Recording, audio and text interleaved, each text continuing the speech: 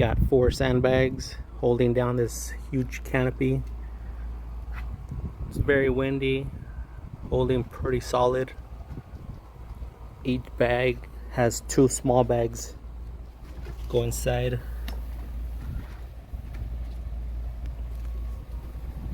Very durable. Weighs about 35-40 pounds each sandbag. It's got a grab handle so you can carry it. It's got 3 buckle straps. 1, 2, and 3. Keep it tight around the pole. For extra security, you can put these straps that come with it, tie it down around the frame on all 4 sides just to make sure it stays down.